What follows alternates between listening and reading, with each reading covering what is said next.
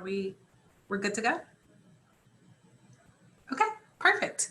Well, welcome everyone. My name is Natasha Harris and welcome to the UNC Charlotte's Off-Campus Housing webinar. I have some wonderful guests here with me today, but just a little bit about myself. I serve as the Assistant Director for Off-Campus Student Services here at UNC Charlotte in our Housing and Residence Life Department. And my role is primarily responsible for the Niner Choice program, as well as the Off-Campus Student Services unit within the department. So I assist students with resources and getting them connected to services here on campus. So that's just a little bit about me. I will pause for a second and allow my wonderful co-hosts to introduce themselves, and then we will move forward with getting started.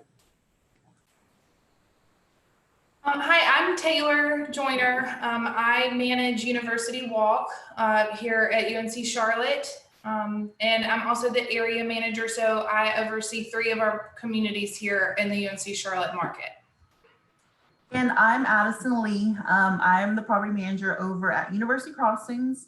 So that's where I'm at right now, right in front of campus.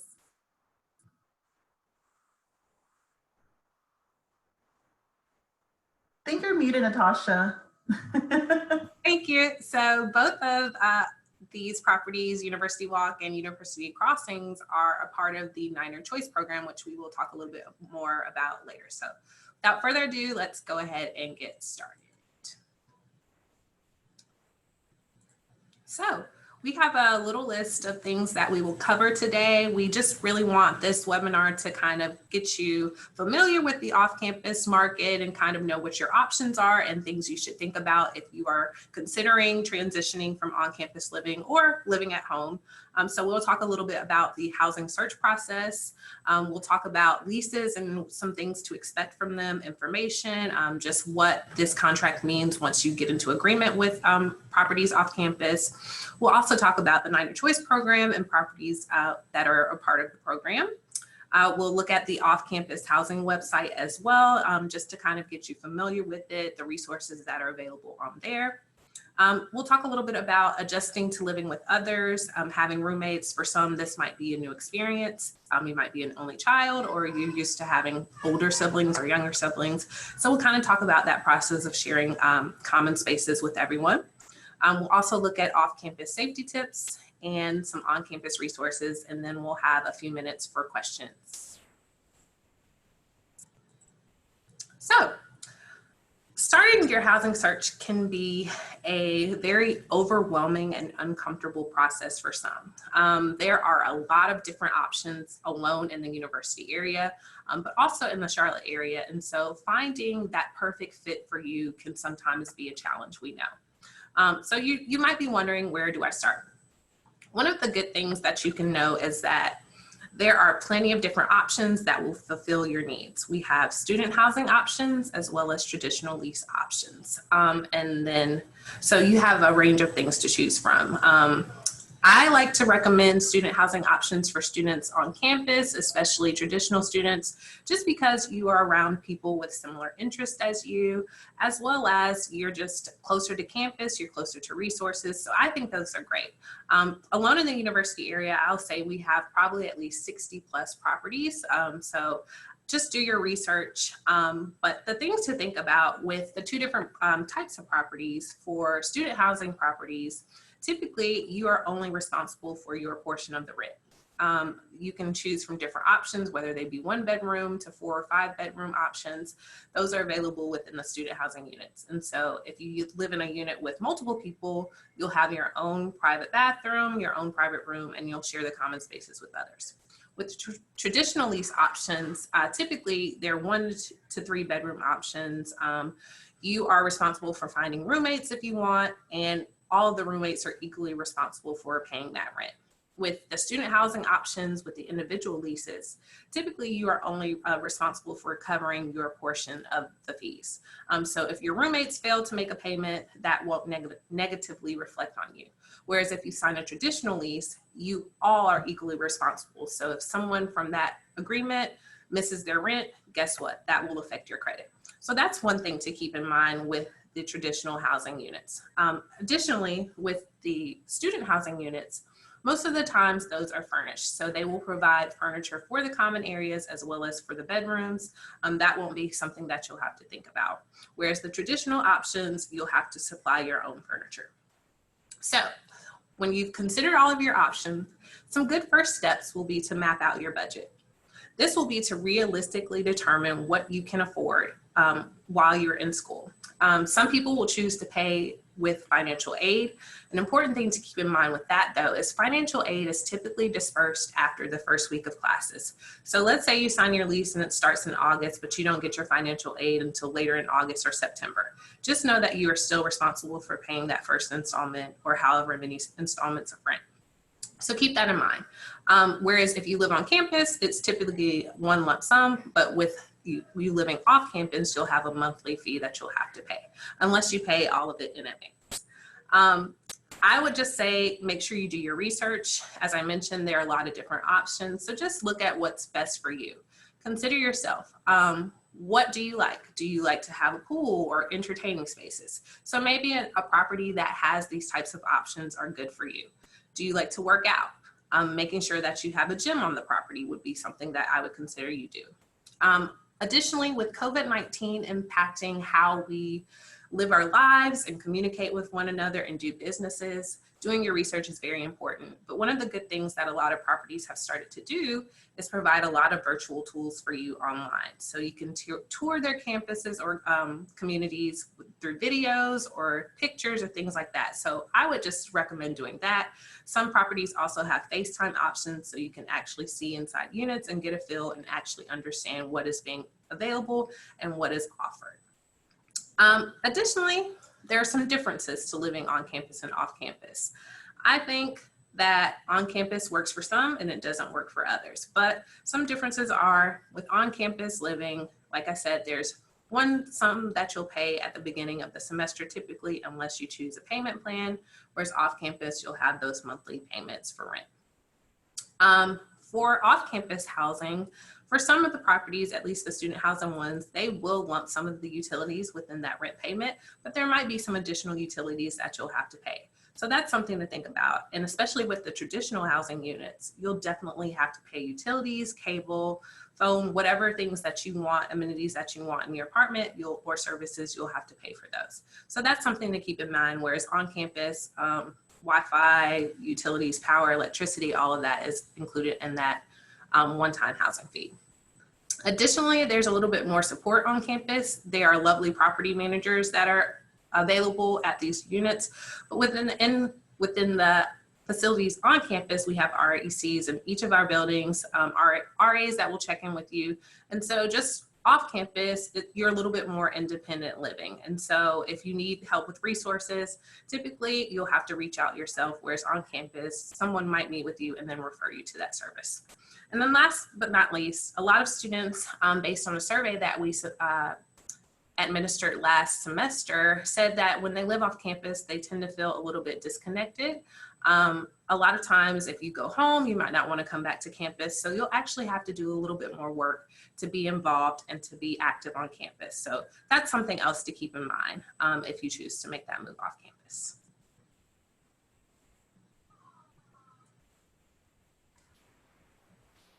All right, so I'm going to kind of take us through some of these topics on this slide.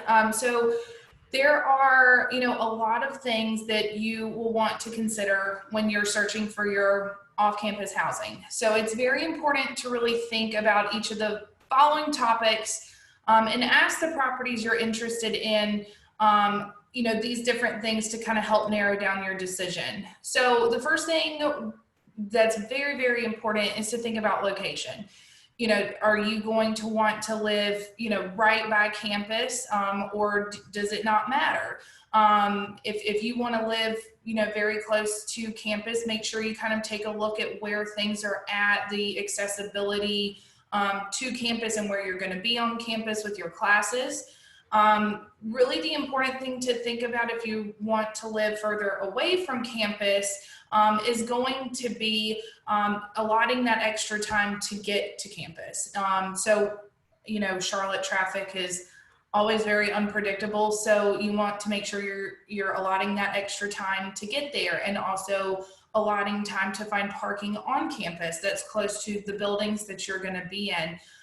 So those are very important things to keep in mind. Also, if you're going to be commuting in or driving in and parking on campus, that's an extra cost because you do have to pay, to park on campus. So there is more information regarding the parking lots and pricing that can be found on the PATS page that we'll be kind of going through a little later. So just kind of thinking about those different items for location is going to be very important.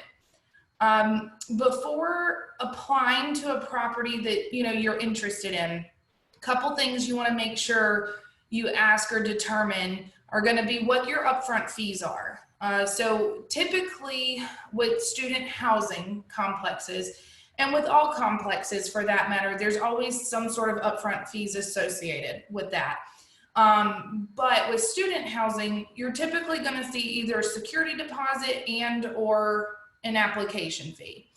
Some properties though do charge extra fees upfront, such as an administration fee, a communication fee, or a technology fee, so on and so on.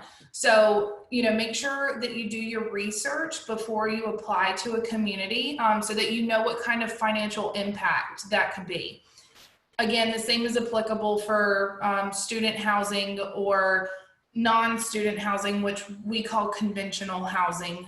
You're going to have upfront fees associated with that. It's also very, very important that you ask, what utilities are included in your rent. I know Natasha spoke about that before, but just to kind of give a little bit more detail on that, properties all over do it differently. Some properties include all utilities. So you pay your base rent and that's it. Now that's going to be mainly associated with student housing. But then you do have some properties where they require you to put everything in your name or one person in the apartment. And then it's the responsibility of you and your roommates to find or to split up the costs associated with that. Some properties include everything except for maybe they have a cap on utilities.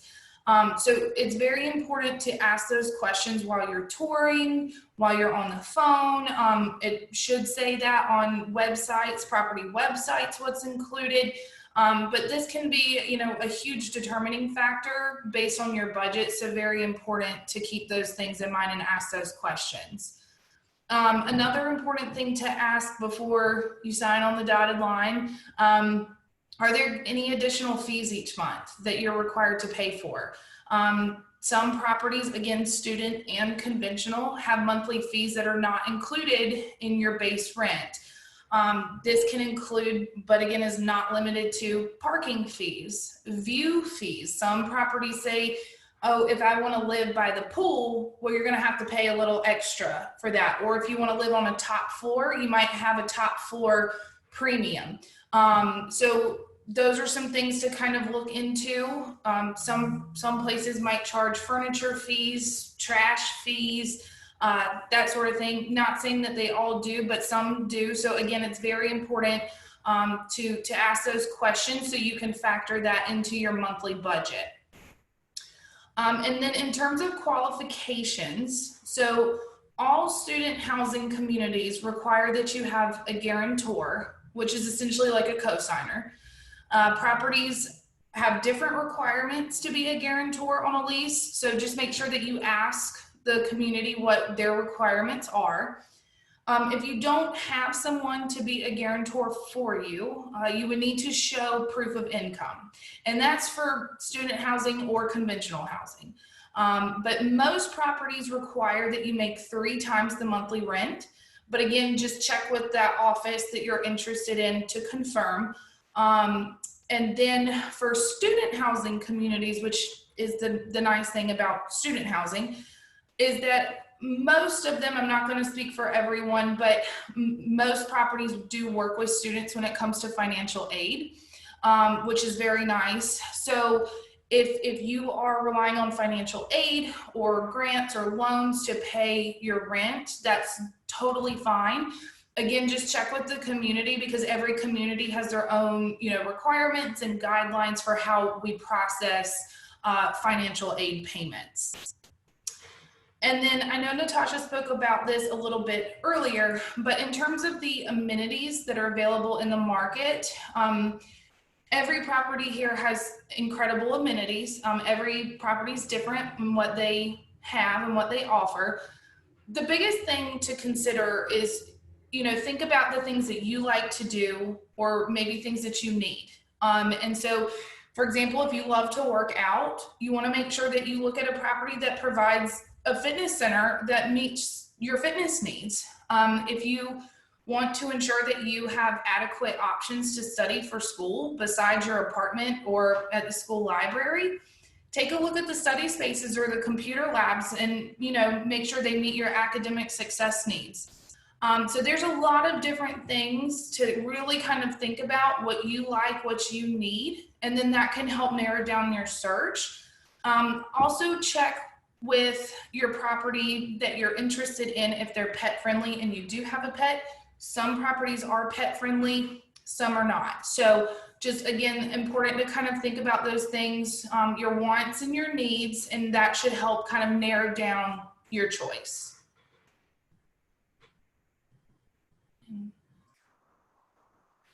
Okay, and I'm going to go over some expectations from a lease. Starting off, kind of what a lease is. A lease is a rental agreement which lays out the rights and responsibilities of both the resident and the landlord. It provides detailed information on policies pertaining to rules, expectations of the apartment complex.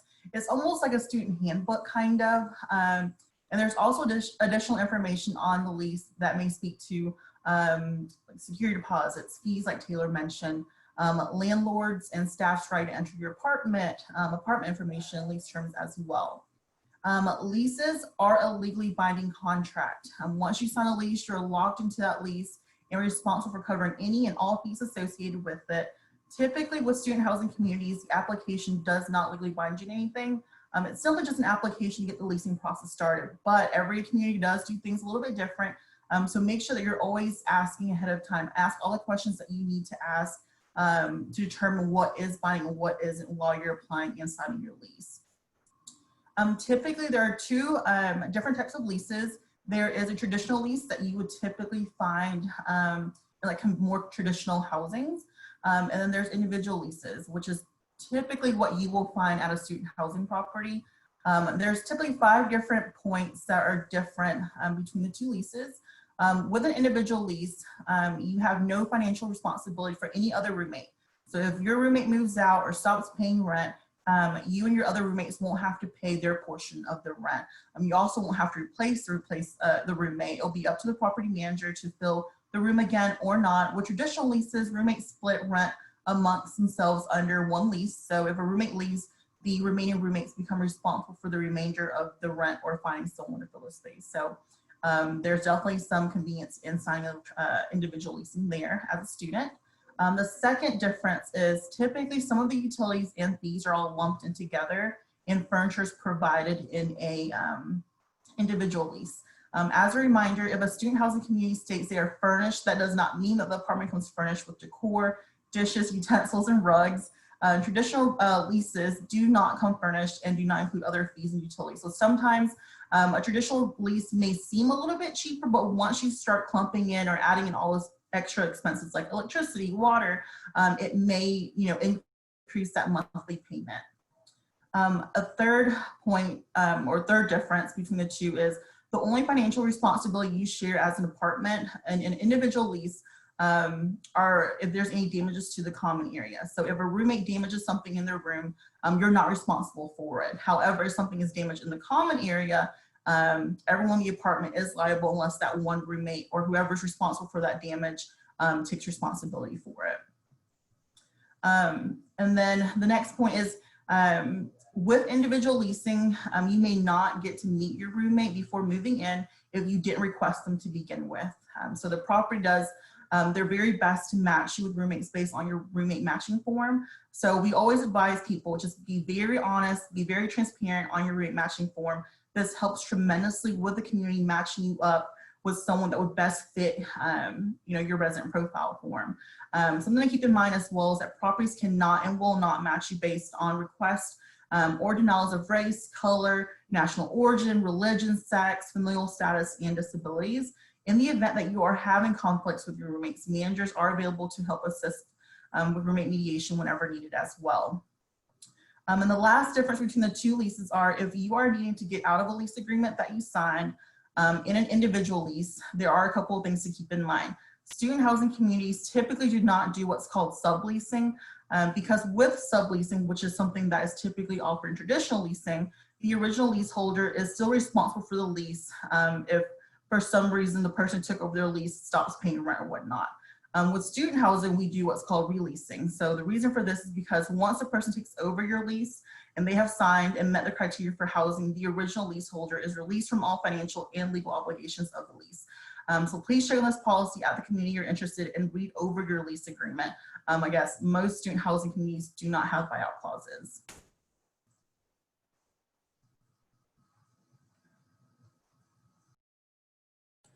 So the Niner Choice Program, I get a lot of calls from students asking if Housing and Residence Life manages off-campus units.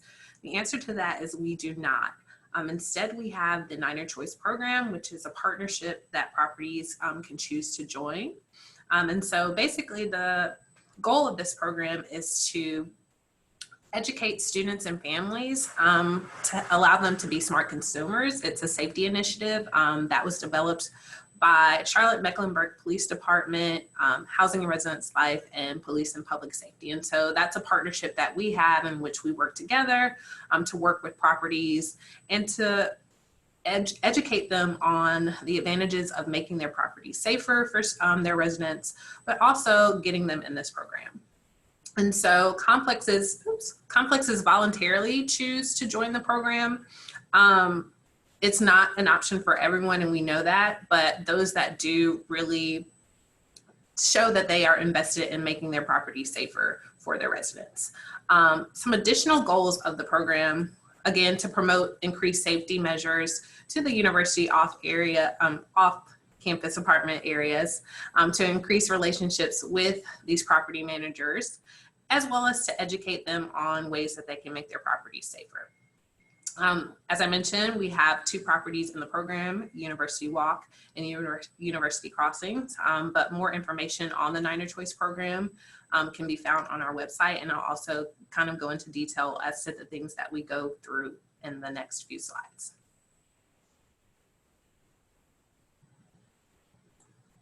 So there are eligibility requirements as well as participation criteria. We have 2 standard levels, so the green and the gold standard level.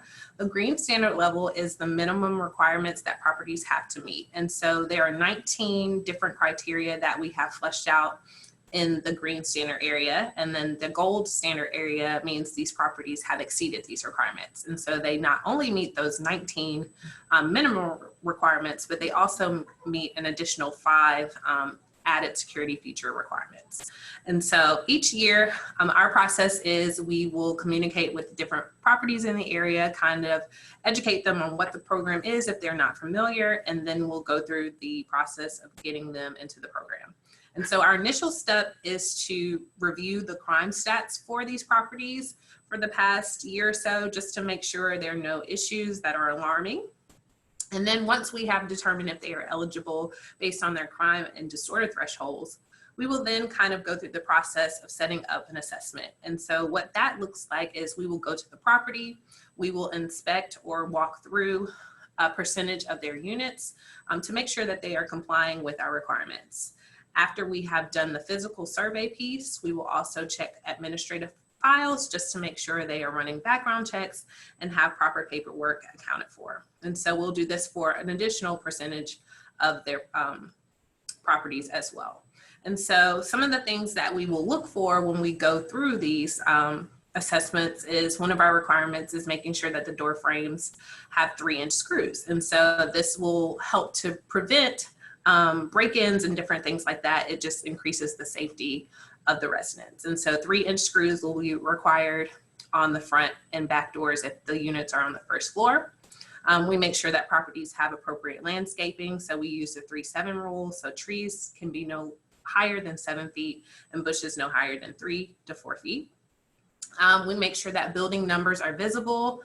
We make sure there's appropriate lighting. We make sure that windows lock. There are carbon and smoke detectors in the units. And then we just make sure that, properties are having bedrooms labeled if they are rent by the bedroom communities. And so those are just a few things that we check for when we go through and make sure that the properties are complying with our standards. Those are just the green standard levels. For the gold standard level, some additional things we'll check for: do they have a blue light phone? And so these are phones that are on the property that will call directly to 911 if there's an emergency situation. Is the property fully gated? Does it have a vehicle gate?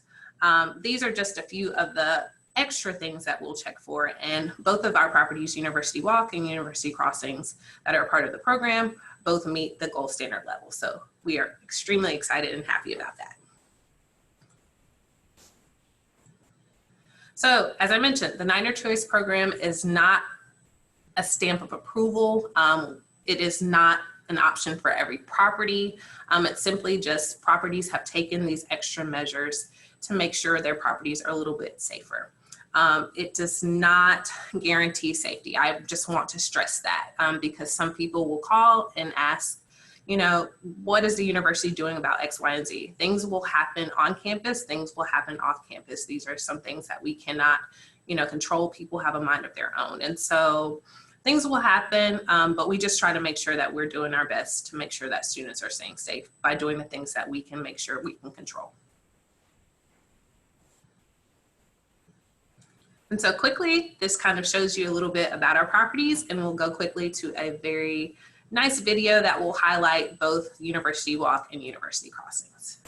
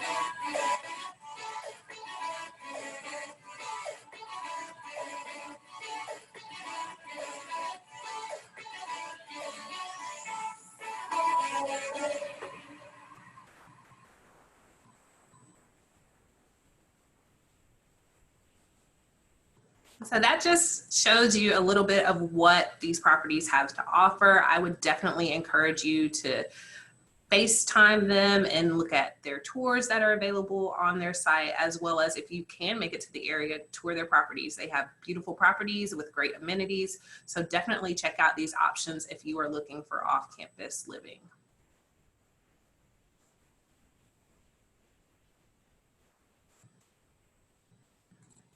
So navigating the off-campus housing website, we have a Niner Choice page as well as an off-campus housing page. Both are great resources. If you want to access these pages, you can visit the housing website, and then you should be able to find the tab that will link you to the Niner Choice website. But then you can also just do a quick Google search for UNC Charlotte's Niner Choice program or UNC Charlotte's off-campus housing. And so I'll just kind of walk through a little bit of what these pages look like for you, just so you can kind of get an idea and see what you will look at when you log into the page. So give me 1 second to pull it up, and then I will kind of show you a little bit about what we have to offer.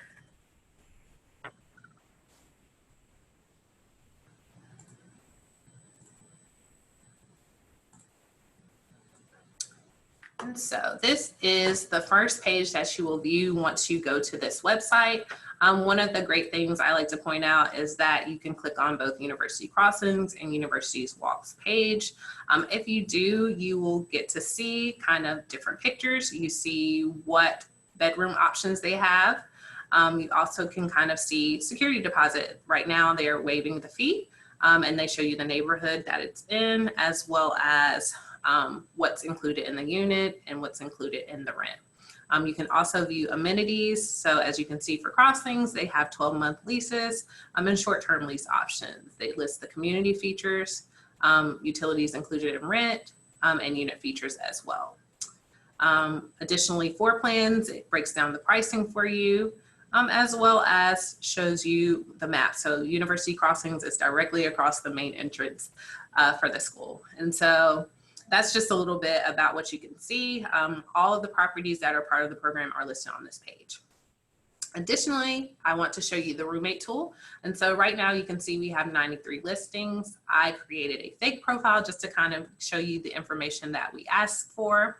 As you can see, I created a very generic description of myself, but perfect roommate, you can list what your needs are and what you're looking for. You can also kind of talk a little bit about you. If you're neat, I would say make sure you specify that you're neat. If you're messy, be honest. Just say you're messy. There are other people that are messy as well. So just make sure that you are really being honest, as Taylor mentioned, and kind of telling the truth about yourself, because we'd hate to push you, or they'd hate to group you in a situation where you're with roommates who live completely different from you. So just make sure you're being honest here. And then also you can list the amenities you're looking for. And so students will post either if they're looking for roommates, if they have subleases available, they will post if they have a space in their room, apartments available, if they have a traditional lease option. So these are just great things. You can go through and look at all of the people that are posting profiles and in need of housing. Additionally, as I mentioned, you can read more about the Niner Choice website. And so we have our goals, who's eligible to participate, as well as the green and gold standards. And then also we have resources. And so we kind of link, I'll go through a little bit further, the resources that we have available. And so we have our Student Health Center. You can click on all of their pages by accessing the links, as well as our sample lease and tenant rights. So these are just a few things that you'll find once you log into this website. One additional thing I like to point out is the crime mapping system. And so this is a great tool students might not know about. It shows you the Charlotte area. If you want to kind of zoom in on UNC Charlotte, this is kind of our area here. So you can see crimes that are occurring. This is police activity. You can report crimes. You can look at different reports that are available. You can see where these crimes are happening. So if you wanted to specifically look at University City Boulevard, you could. So this is just a great tool to look at when you have a chance and some free time, just to kind of compare the university area to the entire Charlotte area. I would say it's definitely a pretty safe place to be.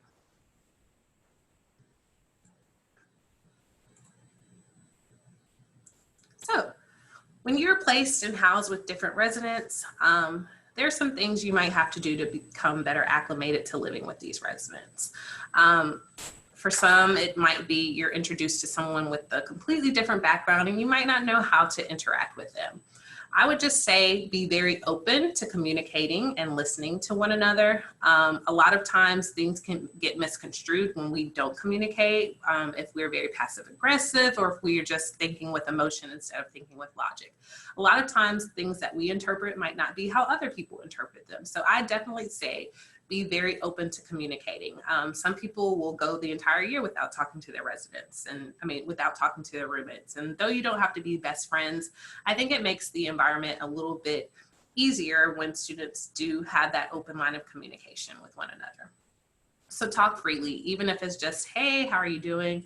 Or just, I'm interested in that too. Or, things that might be bothering you. Maybe they're turning the air down at night to 65 and you're super cold and anemic. So just talk about these things that might be bothering you, because they might not know that you have an issue with these things if that's the case.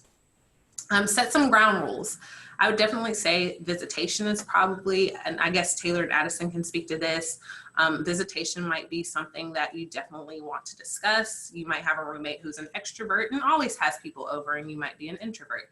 So just kind of talk about, hey, can we not have people here after 1 a.m. or at least on school nights or things like that because you have early classes. So definitely just kind of set those ground rules, talk about shared items. If you leave pans in the area, are you okay with your roommates using these pans? Would you prefer them not use your pans? So kind of just go through these things, especially shared spaces, because they might leave shoes and things by the door and that bothers you. So just really talk about these things, set some ground rules, because although you might not want to create issues, you need to feel safe and comfortable in this space as well. And I definitely always recommend students advocating for themselves. As we mentioned earlier, being honest in your applications, whether it's for on-campus or off-campus living, make sure you're just telling the truth about yourself. Don't hold back. It might be ugly truth to some people, but at least you'll be paired better with other people that are like you and similar and may like similar things. And then last but not least, conflicts. They are going to occur. There's no way to avoid conflicts in life. The best thing to do is just keep a level head and make sure you're talking to one another. Don't be passive aggressive if you can help it. Don't leave little notes. Just kind of have a quick conversation. I think a lot of times we want people to respond and do things in the manner that we would do them, and that's not always the best case. People live differently. People come from different backgrounds.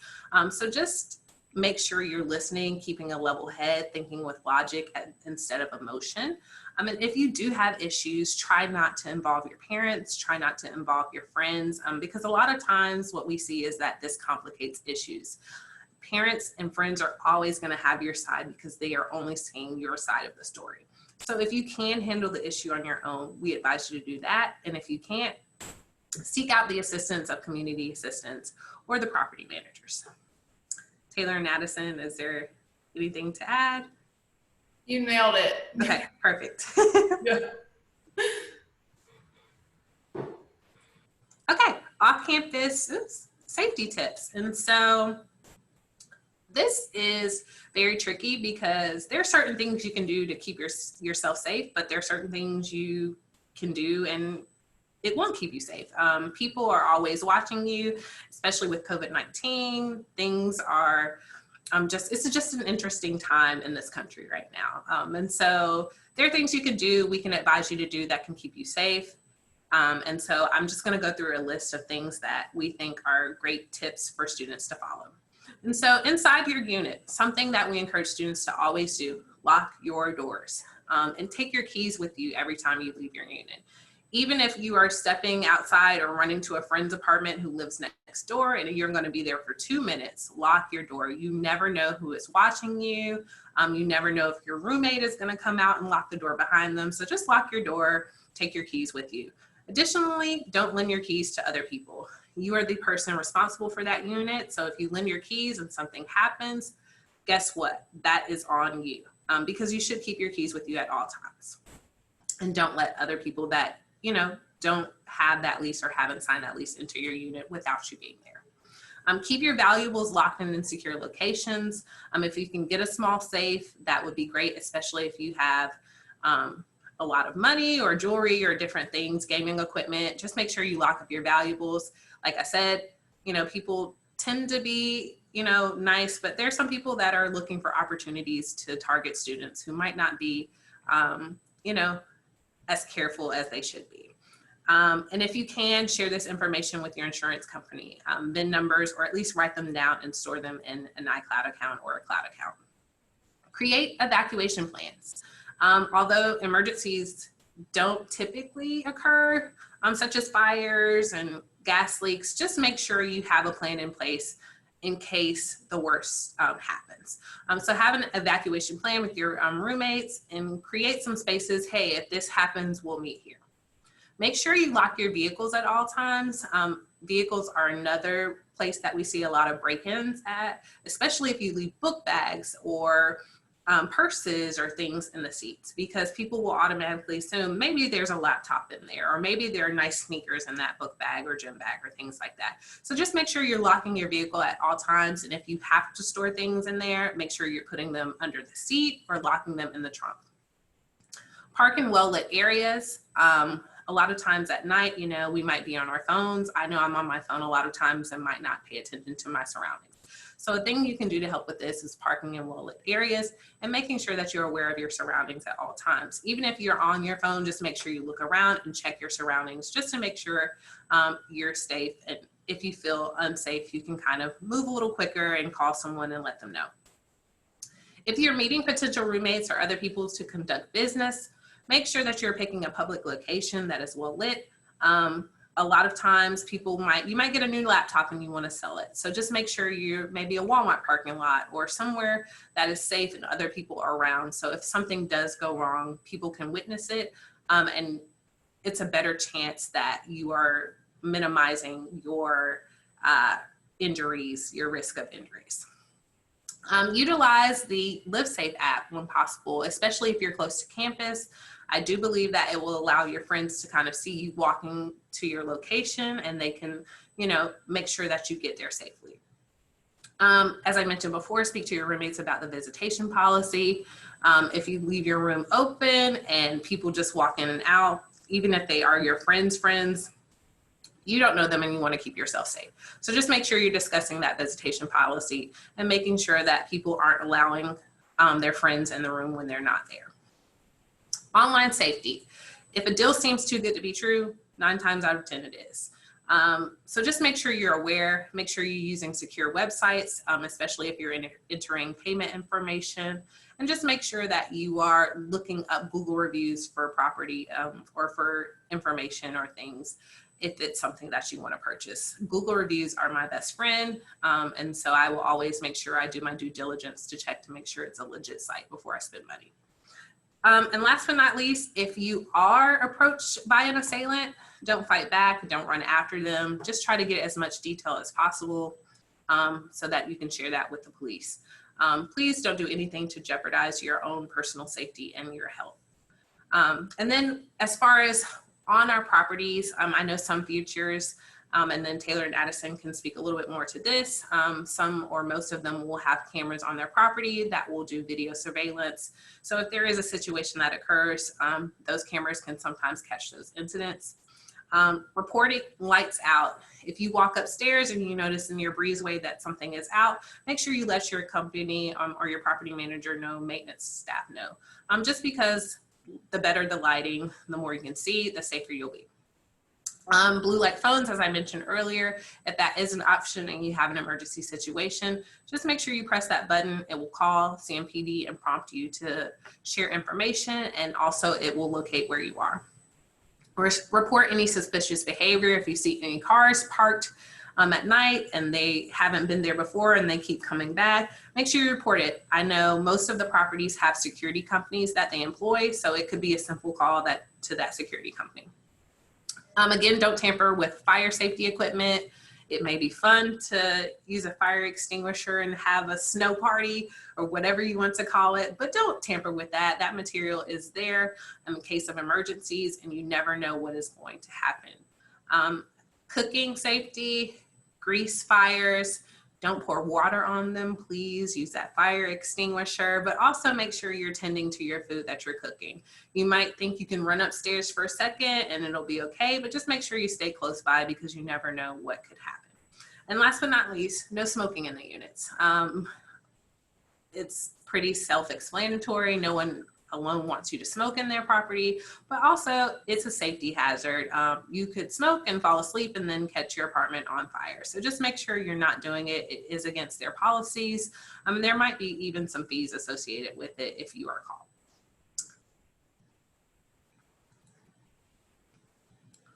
Off-campus housing and COVID-19. And so one of the things I do know is we're getting a lot of questions about on-campus and COVID-19. So I'm sure that off-campus properties are getting a lot of questions as well about what they're doing for COVID-19 precautions. I have spoken not only with Addison and Taylor, but other property managers in the area, and there are a number of things that they have in place, but they're still developing these plans. Some things that they are doing, contactless check-ins and encouraging students to submit paperwork ahead of time. And so if you can fill out that paperwork prior to you coming, make sure you do that just so increases your chance of staying safe and free from the virus. If you can just come and your keys are there, or you just quickly pick them up, that makes it a little bit safer, not only for you, but your families. A lot of places are supplying hand sanitizing stations at their entrances and common areas. Some places are supplying masks if people come and feel that they need them. I know that places are disinfecting their units right now, or when the summertime comes and empty units become available, they are cleaning them with highly effective solutions so that they are making sure these places are germ-free and safe for when you come in. Additionally, common spaces like the clubhouse and gym are being cleaned regularly by professional staff members, just because, we want to make sure we are keeping the property safe for students and that the risk of infection is minimized. Additionally, there's phased reopening, and I think Taylor and Addison can speak a little bit more to that. I know some places prior to when this was first getting started, we're doing phased reopening plans. So maybe 5 people in the gym at a time, or 2 people in the gym at a time. And so I expect this will continue, especially now that we are being mandated to wear masks and things of that nature. So I would just say, if you do sign a lease, just check your email regularly, because they will share these updates with you. Anything to add?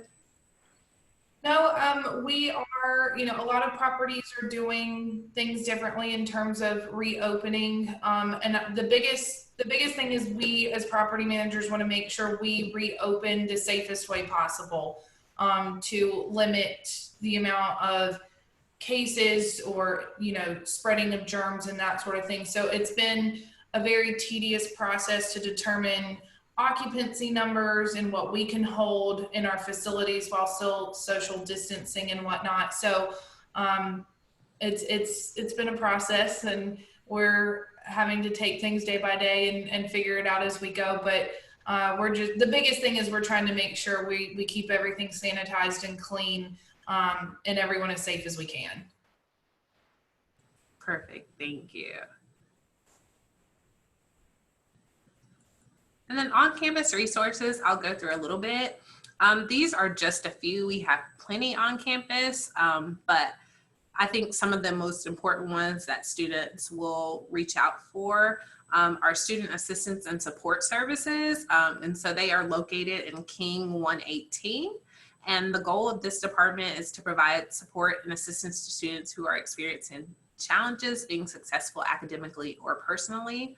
I do know that they work with on-campus offices to make sure they are getting emergency housing for students who might need it, as well as short-term loan options and securing loans, emergency loans for students.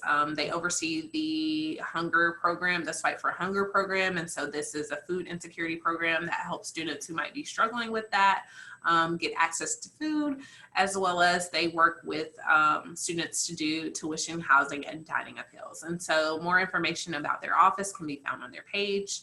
Another great office is Disability Services, which is located in Fretwell 230. It's focused on determining eligibility and identifying reasonable accommodations for students. If you submit a request, you should make sure you have all of your documentation into Disability Services to officially get accepted into that program.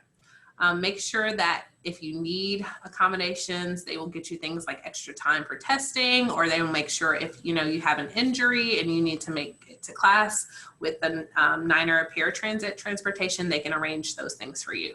Again, more information on Disability Services can be found on their page. Our CAPS and counseling program, counseling and psychological services program, provides individual group counseling sessions to students. They work with different groups of students, whether it's military or adult students, for targeted specialized programs. And so that's something that they provide. You can do appointments or you can do walk-ins, but I think they prefer that you do the appointments if you can. And just, again, visit their page. And then auxiliary services, some of the things that they are over, dining services. So all of the cafeterias as well as the fast food options. They will oversee if you have issues with your 49er card, mail or packages, or issues with vending machines. And so I know that you can go to the student union, the first floor, and get help with your 49er card, but they also have a location which is in close proximity to the student union that you can visit if you have other issues.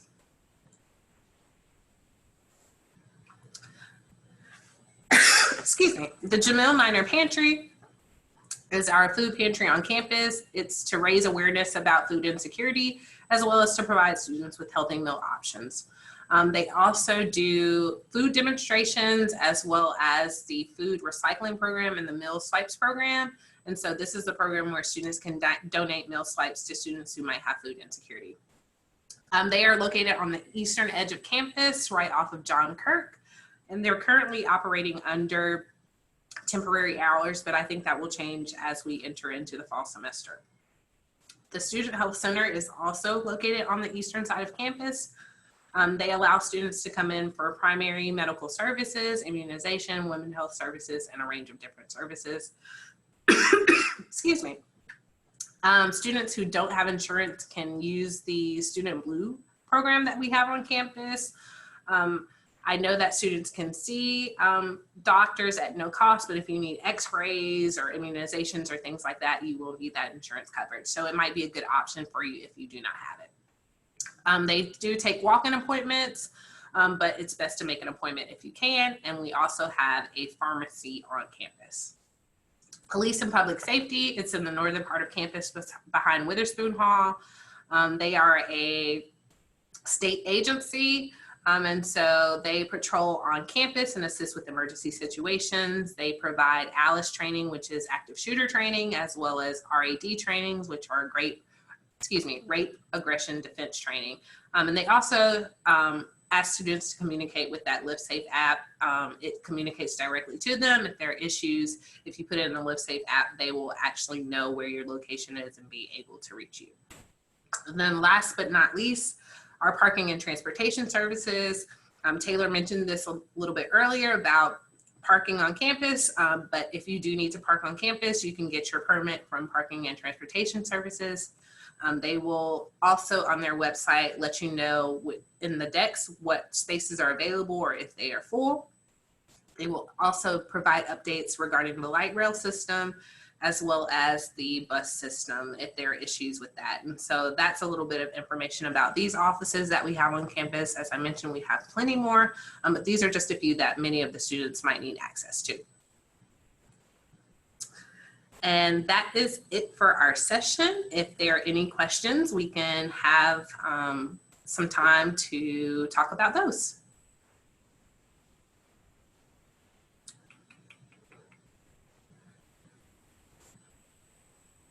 So I don't see any questions or posted on that form. So if there are no questions, that concludes our presentation.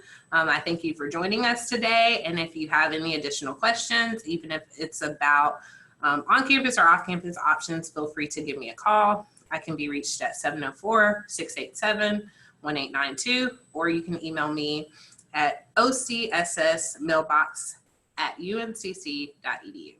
And I am going to allow Taylor and Addison to provide their contact information if they like, or just to locate or identify the best ways to get in contact with them if you are interested in University Walk or University Crossings. Yeah, for sure. Honestly, the best way to get into contact with either one of us at our properties or anyone here in the office, whether it's our community assistants who are also students as well. Just wanted to point that out too. And then we have our assistant managers, leasing managers, bookkeepers. So anybody can help with any questions. So again, I'm Taylor. I am the manager at University Walk. And then Addison is the manager at University Crossing. So feel free to give us a call or shoot an email. You can find our information on our websites too. Perfect. Well, thank you. And I hope you enjoy the rest of your afternoon and have a great weekend.